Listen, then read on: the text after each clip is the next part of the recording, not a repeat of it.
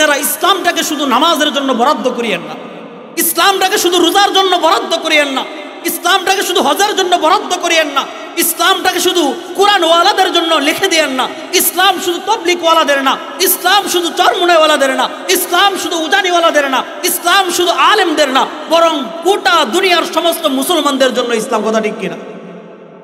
কেন আলেমদেরকে আপনারা দিন ভাগ করে দিচ্ছেন? নবীর বিরুদ্ধে কথা বলবে, মিছিল করবে আলেম না, এই চিন্তা কেন? নবীর বিরুদ্ধে কথা বলবে, মিছিল করবে 16 কোটি মুসলমান, কথা কন না। তাহাজ্জুদ শুধু তবলিগওয়ালারা কেন পড়বে না? দ্বীনের দাওয়াত শুধু তবলিগওয়ালারা কেন দিবে না? জিকির শুধু চরমুনাইওয়ালারা করবে না? সব কিছুর মধ্যে সমস্ত মুসলমানদের শরীক থাকতে হবে। কথা ঠিক কি? আমরা দিন ভাগ করে ফেলাইছি যে আলেম এটা তোমার কাজ, এটা আমার না। যুবক, তুমি যুবক মুসলমান, তোমার কাজ এটা।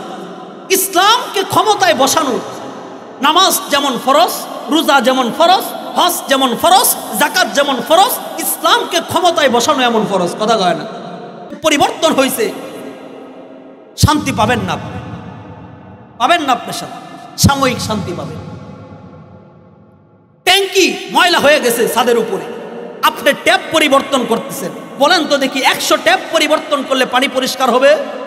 ওই ট্যাঙ্কির ময়লা পরিষ্কার করতে হবে, ট্যাঙ্কি চেঞ্জ করতে হবে। আপনি আল্লাহ বলেন ইন্না ফাতাহনা লাকা ফাতহাম মুবিনা, আমি আল্লাহর বিধান ছাড়া, ইসলাম ছাড়া, কোরআন ছাড়া, সুন্নাহ ছাড়া কোনোদিন দেশের মধ্যে শান্তি আসতে পারে না। আপনি গণতন্ত্র, অমুক দল তমুক দল, লাঙ্গল নৌকা দাঁড়ের শীষ যতই চেঞ্জ ঘটান, ইসলামকে ক্ষমতায় না বসালে কিয়ামত পর্যন্ত দুনিয়ার মধ্যে কোনোদিন শান্তি আসবে না।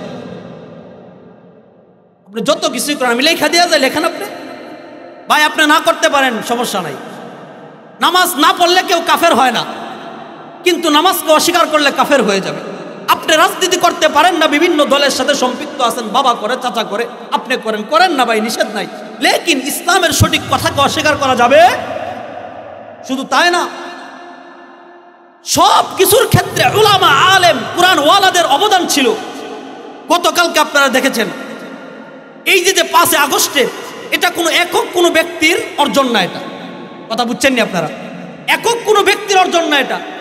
এখানে সর্বশ্রেণীর মানুষের স্বাধীনতার কারণে, এই সংগ্রামের কারণে এমন একটা স্বাধীনতা হয়েছে। কথা ঠিক কিনা? হ্যাঁ, এখানে আলেম উলামাদের অবদান 15 বছরের অবদান।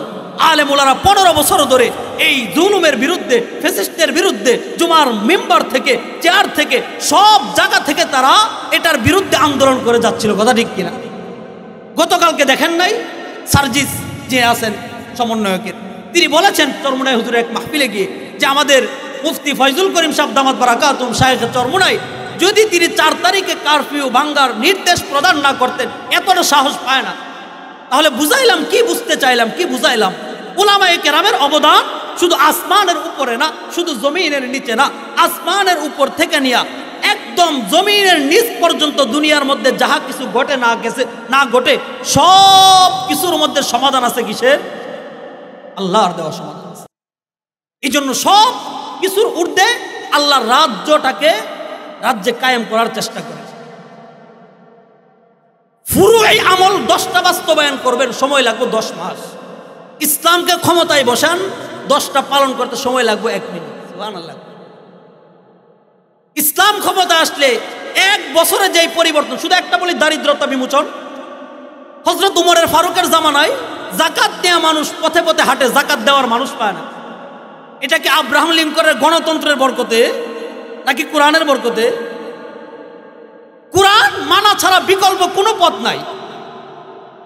এটা ছাড়া যতই পরিবর্তন হোক, সাময়িক পরিবর্তন আসবে, লেকিন শান্তি, চিরস্থায়ী শান্তি, খুদার কসম করিয়া বলি যায়, কোনোদিন সম্ভব